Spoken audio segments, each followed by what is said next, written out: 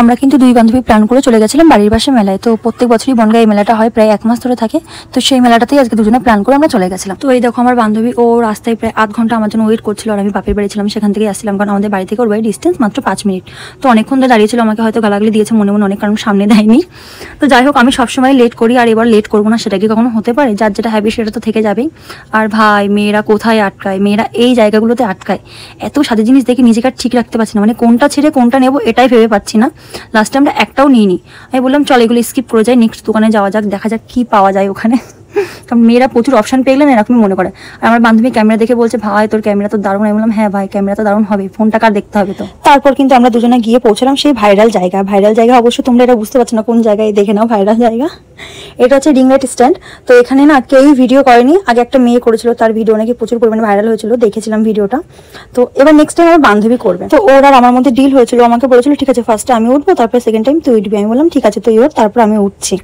তো ওর ভিডিও দেখে আমার এত হাসি পাচ্ছিল, মানে পাশ থেকে সবাই এত কিছু বলছিল। এদিকে দেখো সবার হাতে কিন্তু ক্যামেরা, সবাই কিন্তু ভিডিও করছে, আবার গসিপও করছে। তো এই সমস্ত দেখে আমি আর উঠতে পারলাম না, খুবই লজ্জা পাচ্ছিলাম। আর আমাকে নিচে নেমে এত গালাগালি দিল, আমি বললাম ঠিক আছে গালাগালি খেয়ে নিচ্ছি, কিন্তু আমি উঠতে পারবো না। তো তারপরে দুজনা সন্ধ্যা হলে তো চা আমাদের চাই, কিছু হোক আর না হোক চা আমাদের লাগবেই। তো চাটা খেয়ে তারপর আমি একটু চলে গেলাম কেনাকাটা করতে। তো এখান থেকে একটা কুর্তি পছন্দ হয়েছিল, আমি একটা নিলাম, ও একটা নিল। আর বাড়ির জন্য একটু কেনাকাটা দুজনে মিলে করলাম। আর ভেতরে গেছিলাম, খুব ভালো লাগছিল।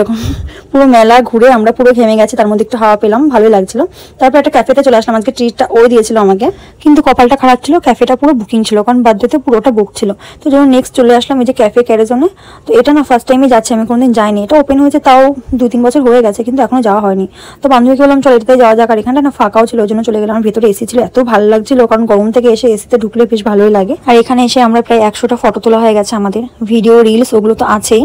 মানে শুধু ফটো আর ভিডিও করে যাচ্ছে, খাবো কখন এটাই বুঝতে পারছি না, কারণ তখনই 9টা বেজে গেছিলো, এখনো খাবারটা আমাদের আসেনি। এই যে প্যান ফ্রাই মোমো অর্ডার করেছিলাম, মোমোটা নাকি বেশ সুন্দর চিজি মোমো ছিল।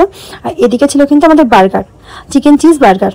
তো চলো অনেকক্ষণ ধরে না খেয়ে আছি, এবার খেয়ে টেস্ট করা যাক কোনটা কেমন হয়েছে। তো আমি বললাম ঠিক আছে আমি প্যান ফ্রাই মোমোটা ফার্স্টে খেয়ে দেখছি। ও বললো হ্যাঁ তুই দেখ। প্যান ফ্রাই মোমোটা জাস্ট দারুণ ছিল, আর মিউনিস দিয়ে খাচ্ছিলাম, এত ভালো লাগছিল গাইস, সত্যি টেস্টটা দারুণ ছিল। আর ফার্স্ট টাইম এই ক্যাফেটাতে এসে এত স্যাটিসফাইড হবো এটা ভাবতেই পাইনি। সত্যি এখানকার খাবার সত্যিই খুব ভালো। এতদিন কোথায় ছিল কে জানে, আমাদের নজরেই পড়েনি। আর অপোজিটে বসে আছে আমার বেচারা বান্ধবী, তখন থেকে আমার ক্যামেরা করেই যাচ্ছে, ওকে আমি খেতেও দিচ্ছি না। আমি বলছি না আগে আমি খেয়ে টেস্ট করে ভিডিও করে নিই, তারপরে তুই খাবি। তারপরে গাইস বার্গার খেতে গিয়ে আমার সাথে যেটা হলো, পুরো একটা বার্গার আমি এক মুখে তো ঢোকাতেই পারছিলাম না, শুধুমাত্র একটুখানি দাঁতে কেটেছি, মানে মুখ আমার এতটাই ছোট। আর ওপাশে আন্টি ছিল, আন্টিকে বললাম আন্টি একটু ভিডিও ধরে দেবো, বললো হ্যাঁ কেন ধরে দেবো না, দেখো কি সুন্দর আন্টিটা ভিডিও ধরে দিয়েছে। তো চলো আজকের ভিডিও এখানে এন্ড করছি, দেখা হবে নেক্সট ব্লগে। Tata bye, see you.